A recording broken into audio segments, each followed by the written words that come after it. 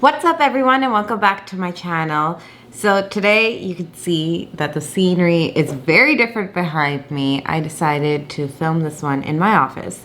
I have a couple of updates and some very important things to talk to you guys about. So recently, as you guys know, I was in LA and I had such a phenomenal time. I was there for an audition. I was there for content creating, and it was amazing because it was the first time I flew after about a year and a half because of the pandemic. If you hear that, that's my dog. But he knows how to open doors, by the way. So this is him trying to open the handle to come in here. So yeah, I had such a wonderful time and it was very productive for me, and I definitely needed that. I feel like during COVID, during the whole pandemic, a lot of people dealt with severe mental health. And every single thing that someone was feeling was enhanced. Now, something that I haven't really been vocal about, but I feel like people do know about me, I try to talk about it here and there, but I haven't gone on video to speak about it, is my own mental health and to speak about bipolar disorder. So I thought, why not take the advantage and be able to talk to you guys about something that I had a lot of difficulty being vocal with. Now, the reason that I had a lot of difficulty being vocal with it is because people look at others and they see what they have and they say, wow, you live such a beautiful life, or, you know, this person has so much. And they don't necessarily see what someone is probably going through, what health issues they're going through, what mental health issues they're going through. And sometimes, even if it is mental health issues, they'll say, why does this person have any mental health issues? They're financially set. What is your problem? These are also the same people that probably go on Twitter and post things when, you know, you have celebrities or big individuals or, you know, multi-million-dollar individuals pass away through suicide. And these are the same individuals that end up posting, rest in peace, so-and-so, you never know what someone is feeling. And I've seen a couple of people tweet that, but I've also seen a couple of people, you know, target celebrities, target anyone who is well known and be like, how do you have mental health? And that's something that really breaks my heart, because just because someone comes from a different lifestyle doesn't mean they don't deal with mental health issues. Yes, they deal with different types of issues, but it's that's the thing I don't like. I don't like the comparison. I come from a very different lifestyle, which I acknowledge. I come from a privileged lifestyle, but I'm also very blessed where, you know, I have seen the lifestyle of people on my mom's side and people on my dad's side. And I can tell you, mental health, it doesn't work around, oh, comes from a lesser household, who comes from a much larger household.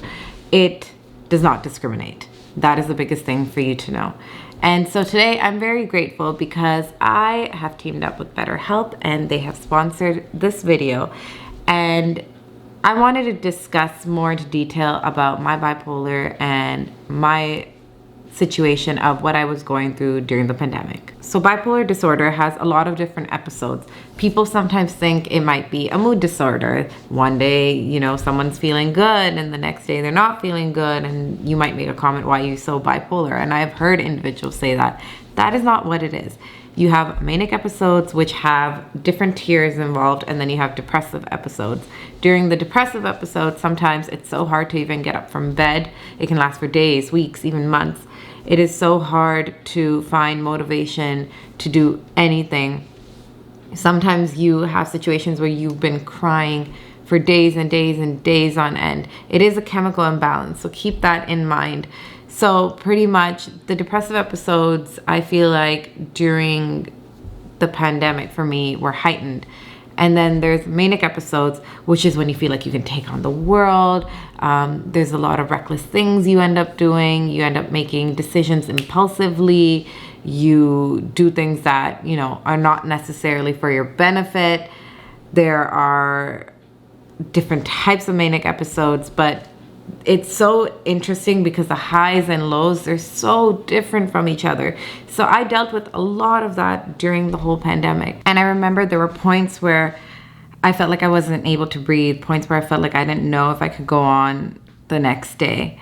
And day by day that would happen. And then I would have my highs where I'm like so productive, or I was very reckless, and it was just absolutely insane. Definitely the pandemic had heightened it. So there has been a lot that has been going on with me, and it has been so difficult to voice.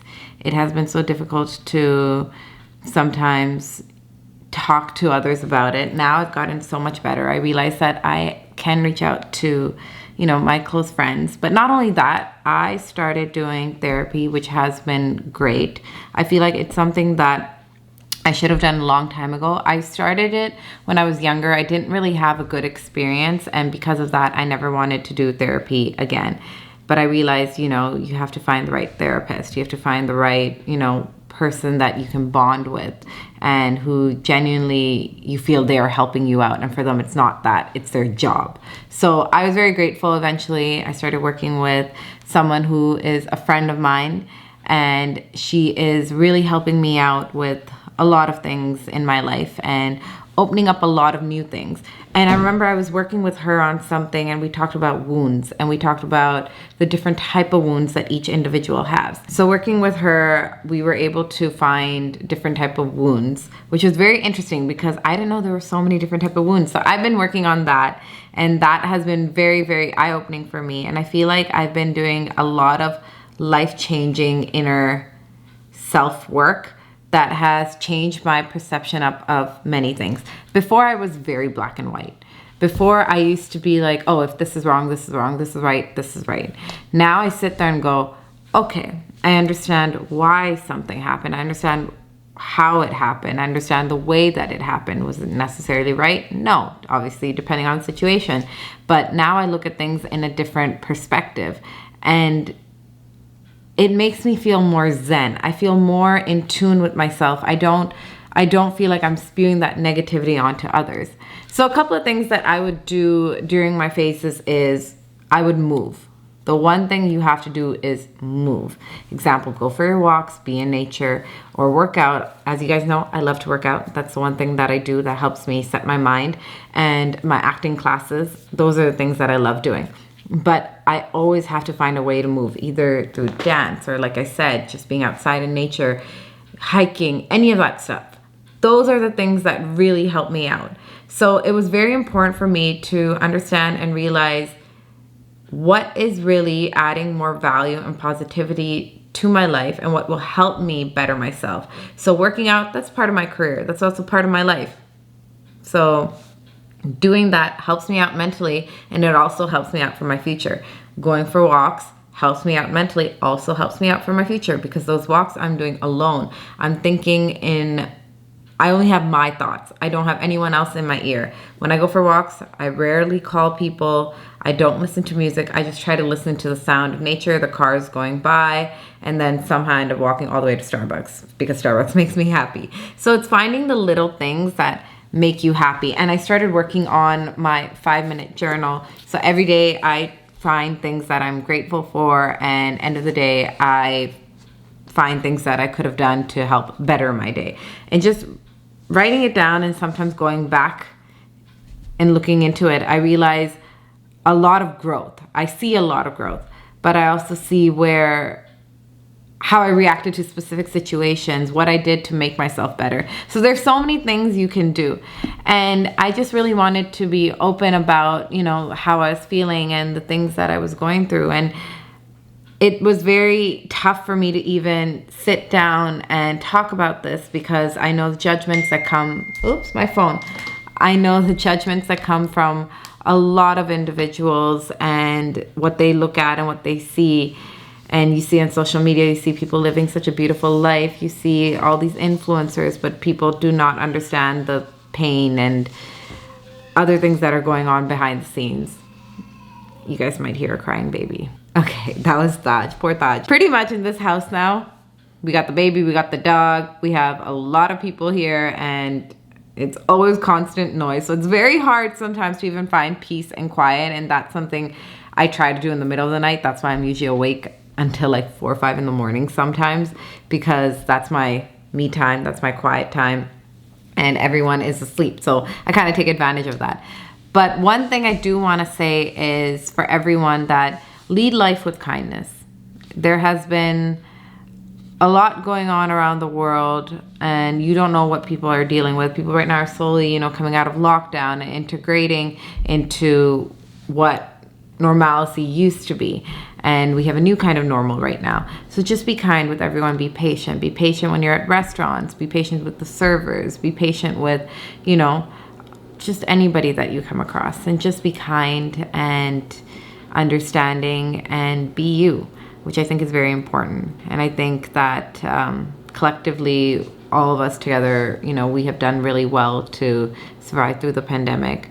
I have also lost a family member because of COVID. So I know many people have dealt with that, and what a horrific thing to go through. So just sending my love to everyone. Thank you to BetterHelp for sponsoring this video. And also I just wanted to end it off by letting you guys know some information about BetterHelp. So the one thing I really like about BetterHelp, you know, it's not a crisis line, it's not a self-help line. It is a line where you can speak to professionals and get counseling done, which is amazing because it's done securely and privately. You'll assess your needs, you will be speaking to a licensed professional, and you can do this at anytime, 24/7. Just log in and send a message, and whoever is available will be there at your service, which I found really amazing because sometimes it's so hard for someone like me actually to pick up my phone and maybe call a helpline. I don't know why, I shut down, and you can even hear that in my voice. I shut down, and to know that there is this system online where you can just send a message and you can talk to someone, and they're licensed professionals really helps me out mentally. And it was great going through their website. Everything is very super easy. So you can schedule weekly phone calls. If you feel that you're not connecting to one counselor, you can speak to another one. You can always change it up. So that is something that I really appreciate. And you're not really sitting in your traditional, you know, therapist room, which sometimes can be intimidating. Sometimes you just want to be in your own home and your own personal, private, safe environment, and then deal with whatever you're dealing with. And that's the one thing that I really appreciate about BetterHelp. BetterHelp is actually much more affordable than your regular therapy that you would go into seeing a therapist. I remember the first time I went in, I didn't realize how expensive it actually was. And that really made me think a lot about going into therapy. So at least with this, you know, 24/7, you got someone available, you can go online. So go check out the website, go to betterhelp.com/Tia and get 10% off of your first month. Thank you guys for watching. Thank you guys for supporting me. Thank you for creating a safe place to speak about, you know, mental health. And if there's anything that you are dealing with, I would love for you, if you're comfortable, to share it in the comments, and I will respond to as many people as I can. And to everyone else out there, if you see a comment, resonate with it, please respond to it. Show that love, show that kindness. And a huge shout out to BetterHelp, because what you guys are doing is amazing. So thank you for helping people out around the world. Thank you guys, and I will see you next week. And I know this was a very different setting. I just felt like I needed to sit and talk. I'm surprised I didn't get emotional, and I think it's because I'm slowly going into my high phases. So I'm just here. I'm just present right now. I'm going to let myself feel through my emotions, go through whatever I can. And yeah, just very thankful for all of you. So I'll see you guys next week. Bye.